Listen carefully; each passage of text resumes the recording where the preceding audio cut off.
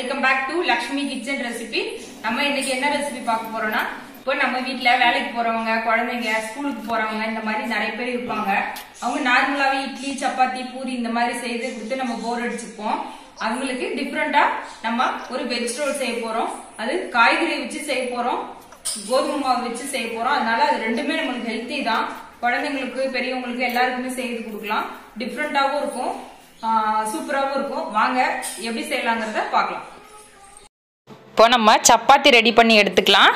அதுக்கு முதல்ல ஒரு பாத்திரம் வச்சுட்டு அதில் ஒரு கப்பு கோதுமை மாவு எடுத்துக்கலாம், ஒரு கப்பு மைதா மாவு எடுத்துக்கலாம். இது ரெண்டத்தையும் ஆட் பண்ணி செய்யும் போது சப்பாத்தி ரொம்பவே நல்லாயிருக்கும். அதுக்காக தான் ரெண்டத்தையும் கலந்து எடுத்துக்கிறோம். இது கூடவே ஒரு டீஸ்பூன் சால்ட்டு சேர்த்துட்டு நல்லா அதை பிசைஞ்சு விட்டுக்கலாம்.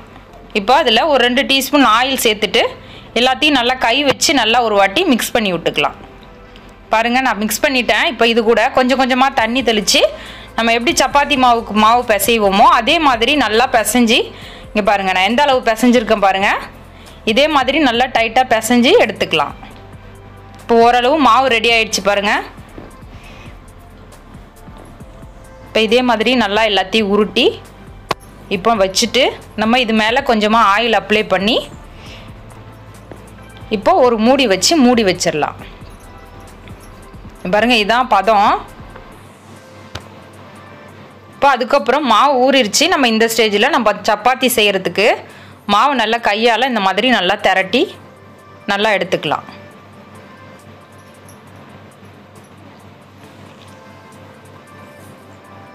இவ்வளோதான், நான் ரெடி பண்ணிட்டேன் பாருங்கள். இப்போ இது எல்லாத்தையும் நல்லா ஒரு ரவுண்ட் பண்ணி உருண்டையாக உருட்டி எடுத்துக்கலாம். இப்போ இது எல்லாத்தையும் சின்ன சின்ன உருண்டையாக நம்ம கத்தியால் கட் பண்ணி எடுத்துட்டு அதுக்கப்புறம் நம்ம ரவுண்ட் பண்ணிக்கலாம். பாருங்கள், இந்த மாதிரி கையால் நல்லா ரவுண்ட் பண்ணி உருட்டிட்டு பாருங்கள் நான் ரவுண்ட் பண்ணிட்டேன். இதே மாதிரி நம்ம எல்லாத்தையும் ரவுண்ட் பண்ணி எடுத்துக்கலாம். இப்போ இன்னொன்று உருட்டி காமிக்கிறேன்.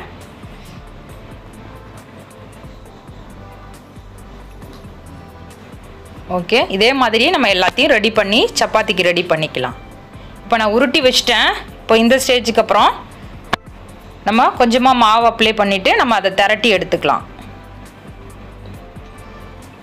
பாருங்கள், இப்படி கையால் நல்லா இப்படி அமுக்கிட்டு ரவுண்ட் பண்ணிவிட்டு நம்ம பூரிக்கட்டையால் சப்பாத்தி எப்படி ரோல் பண்ணுவோமோ அதே மாதிரி எல்லாத்தையும் நல்லா திரட்டி எடுத்துக்கலாம்.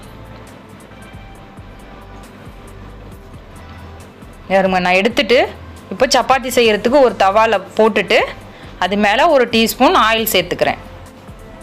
இப்போ நம்ம வேக வச்சு 2 பக்கமும் வேக வச்சு எடுத்துக்கலாம். பாருங்கள், ஒரு பக்கம் வெந்துடுச்சு. இப்போ 2வது பக்கமும் வெந்துடுச்சு. நான் இதை ஒரு பிளேட்டுக்கு மாற்றிக்கிறேன். இப்போ இதே மாதிரி நம்ம எல்லா சப்பாத்தியும் ரெடி பண்ணி எடுத்துக்கலாம். பாருங்கள், சப்பாத்தி ரெடி பண்ணிட்டேன்.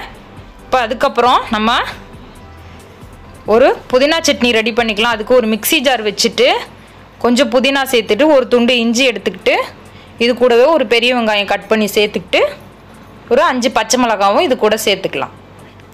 கொஞ்சம் புளிப்புக்காக வேண்டி இதில் ஒரு 1/4 கப் தயிர் சேர்த்துக்கலாம். இது கூட சால்ட் சேர்த்துக்கலாம் கொஞ்சமாக. சேர்த்துட்டு இது எல்லாத்தையும் நல்லா மிக்ஸ் பண்ணி அரைச்சிட்டு வந்துடலாம். அரைச்சிட்டு பாருங்கள், நான் மிக்சியில் நல்லா பேஸ்ட்டாக அரைச்சி எடுத்துகிட்டு வந்துட்டேன். இதை நல்லா ஒரு பவுலில் மாற்றிக்கலாம். மாற்றிட்டேன். இப்போ நம்ம அடுத்தது நம்ம ஒரு மசாலா ரெடி பண்ணி வச்சுக்க போகிறோம். அதுக்கு ஒரு பவுல் வச்சுட்டு ஒரு 2 டீஸ்பூன் மிளகாய்த்தூள் சேர்த்துக்கலாம். மிளகாய்த்தூள் சேர்த்துட்டு அது கூடவே 1 டீஸ்பூன் மல்லித்தூள் சேர்த்துக்கலாம். இது கூடவே ஒரு 1/2 டீஸ்பூன் கரம் மசாலா, 1/4 டீஸ்பூன் மஞ்சத்தூள், 1 டீஸ்பூன் ஜீரகத்தூள்.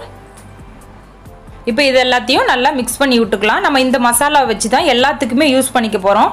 இப்போ இது கூடவே சாட் மசாலா நான் ஒரு 1/2 டீஸ்பூன் சேர்க்குறேன். இது ஆப்ஷன் தான், வேணுன்னா சேர்த்துக்கோங்க, இல்லைன்னா விட்டுருங்க. இப்போ இது கூட ஒரு 1/2 டீஸ்பூன் மிளகுத்தூள். இப்போ இது எல்லாத்தையும் சேர்த்துட்டு நல்லா மிக்ஸ் பண்ணி விட்டுக்கலாம். இப்போ இதுதான், இந்த மசாலாவை வச்சு தான் நம்ம எல்லாமே ரெடி பண்ண போகிறோம். இப்போ நம்ம ரோலுக்கு, பொட்டேட்டோவுக்கு, இது எல்லாத்துக்குமே இதை மட்டும்தான் நம்ம வச்சு யூஸ் பண்ணிக்க போகிறோம். இப்போ இதுக்கு ஒரு கடாய் வச்சுட்டு இப்போ உருளைக்கிழங்கு நம்ம ரெடி பண்ணிக்க போகிறோம். இதுக்கு ஒரு கடாய் வச்சு கடாய் சூடானதுக்கப்புறம் இல்லை ஒரு 2 டீஸ்பூன் ஆயில் சேர்த்துக்கலாம். ஆயில் சேர்த்துட்டு நம்ம கொஞ்சமாக பூண்டு கட் பண்ணி வச்சுருக்கோம், அதையும் அது கூட சேர்த்துக்கலாம். சேர்த்துட்டு இது கூடவே கொஞ்சமாக இஞ்சி கட் பண்ணியிருக்கோம், அதையும் சேர்த்துக்கலாம். சேர்த்துட்டு இது கூட ஒரு பச்சை மிளகாய் கட் பண்ணியிருக்கேன், அதையும் சேர்த்துட்டு ஒரு ஆனியன் கட் பண்ணியிருக்கேன், அதையும் சேர்த்துக்கலாம். சேர்த்துட்டு எல்லாத்தையும் நல்லா மிக்ஸ் பண்ணி விட்டு நல்லா எண்ணெயில் வதக்கி எடுத்துக்கலாம். நல்லா இதை மாதிரி கரண்டியால் நல்லா மிக்ஸ் பண்ணி விட்டு நம்ம ரெடி பண்ணி வச்சுருக்கோம் இல்லையா அந்த மசாலா, இதில் ஒரே 1 டீஸ்பூன் மட்டும் சேர்த்துக்கலாம். இப்போது சேர்த்துட்டு நல்லா கரண்டியால் நல்லா மசாலாவோட பச்சை வாடை போகிற அளவுக்கு நல்லா கிளறி விட்டுக்கலாம். இதே மாதிரி எல்லாத்தையும் நல்லா கிளறி விட்டுட்டு நீங்கள் பாருங்கள், நான் ஒரு உருளைக்கிழங்கு எடுத்து நல்லா வேக வச்சு மசிச்சு இதே மாதிரி எடுத்து வச்சுருக்கேன். இதை வந்து நம்ம அது கூட ஆட் பண்ணிக்கலாம். ஆட் பண்ணிவிட்டு நல்லா உருளைக்கிழங்கு மசாலாலாம் எல்லாம் ஒன்று சேர்கிற அளவுக்கு நல்லா கரண்டியால் இதே மாதிரி மிக்ஸ் பண்ணி விட்டுக்கலாம். பாருங்கள், நான் ரெடி பண்ணிட்டேன். உருளைக்கிழங்கு ரெடி ஆயிடுச்சு. இப்போ இதுக்கு தேவையான அளவுக்கு ஒரு 1/2 டீஸ்பூன் சால்ட்டு சேர்த்துக்கலாம். சால்ட்டு சேர்த்துட்டு நல்லா கரண்டியால் ஒரு வாட்டி மிக்ஸ் பண்ணி விட்டுக்கலாம். இப்போது உருளைக்கிழங்கு நம்ம ரெடி பண்ணி வச்சிட்டோம். இப்போ இதுக்கப்புறம் நம்ம சப்பாத்தி ரெடி பண்ணியிருக்கோம் இல்லையா, அதில் ஒரு பக்கம் நம்ம புதினா சட்னி கொஞ்சமாக ஒரு டீஸ்பூன் எடுத்துட்டு ஒரு பாதி சைடு இந்த மாதிரி ஸ்பூனால் நல்லா அப்ளை பண்ணிக்கலாம். இப்போது இந்த பக்கம் வந்துட்டு நம்ம டொமேட்டோ சாஸ் சேர்த்துக்கலாம். இப்போது புதினா சட்னி காரமாக இருக்கும், சாஸ் வந்து ரொம்பவே ஸ்வீட்டாக இருக்கும். ரெண்டுத்தையும் கலந்து சாப்பிடும்போது ரொம்பவே நல்லாயிருக்கும், எல்லாருக்குமே பிடிக்கும் இந்த மாதிரி சாப்பிடும்போது. இப்போ நம்ம ரெடி பண்ணி வச்சுருக்கோம் இல்லையா அந்த உருளைக்கிழங்கு, இதை எடுத்துட்டு நல்லா கையில் இந்த மாதிரி வச்சு தட்டிட்டு, உங்களோட விருப்பம் தான், அப்படியே வச்சுக்கிறேன்னா கூட வச்சுக்கலாம், அப்படி இல்லைன்னா இந்த மாதிரி தட்டிட்டு இதை அப்படியே நடுக்குண்டில் அப்படியே வச்சுக்கலாம். இப்போ நீங்கள் இதை மாதிரி வைக்கும் போது கீழே எல்லாம் சிந்தாது, அதனால தான் நான் இதை மாதிரி வச்சுருக்கேன். இங்கே பாருங்கள், இப்போது நம்ம வெஜ் ரோல் செய்கிறதுக்கு ஒரு 5 காய் எடுத்து இதே மாதிரி நீல வாக்கில் கட் பண்ணியிருக்கேன்.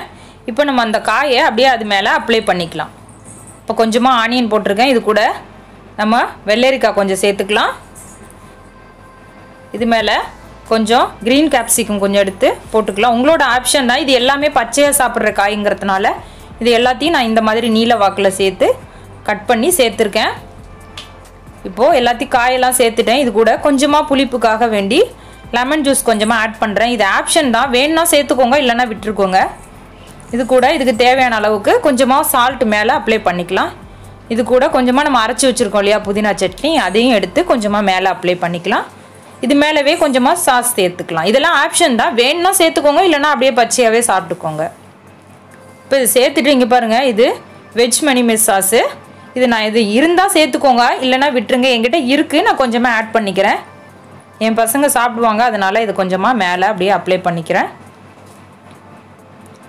இப்போ எல்லாத்தையும் வச்சாச்சு. பாருங்கள், சீஸ் கொஞ்சமாக எடுத்து போடுங்க. இது போடும் போது காய் கூட சேர்த்து சாப்பிடும் போது ரொம்பவே நல்லாயிருக்கும். அதனால் இந்த மாதிரி லைட்டாக துருவி இதையும் சேர்த்துக்கோங்க. இதே மாதிரி எங்கே பார்த்தாலும் படுற அளவுக்கு நல்லா இதே மாதிரி துருவி நல்லா அப்ளை பண்ணிக்கோங்க. நம்ம எல்லாமே அப்ளை பண்ணிட்டோம். அதுக்கப்புறம் நம்ம சப்பாத்தியை அப்படியே ரோல் பண்ணிக்கலாம். பாருங்கள், இதே மாதிரி 2 பக்கமும் இந்த மாதிரி ரோல் பண்ணி நம்ம எடுத்துட்டோம். இவ்வளோதான் நம்ம ரெடி பண்ண வெஜ் ரோல். ரொம்ப சூப்பராக ரெடி பண்ணிட்டோம்.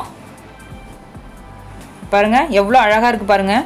இப்போது குழந்தைங்க எடுத்துகிட்டு போகிறாங்க, ஸ்கூலுக்கு கொண்டு போகிறாங்க, காலேஜுக்கு கொண்டு போகிறாங்க, ஆஃபீஸ் கொண்டு போகிறாங்கன்னா இப்போ நீங்கள் இதை அப்படியே ஒரு ஷீட் மாதிரி ஒன்று கீழே அப்படியே வச்சுட்டு நல்லா இதை டைட்டாக ரோல் பண்ணி நம்ம கொடுத்தோன்னா நல்லா பிடிச்சி அப்படியே சாப்பிட்றதுக்கு ரொம்பவே நல்லாயிருக்கும்.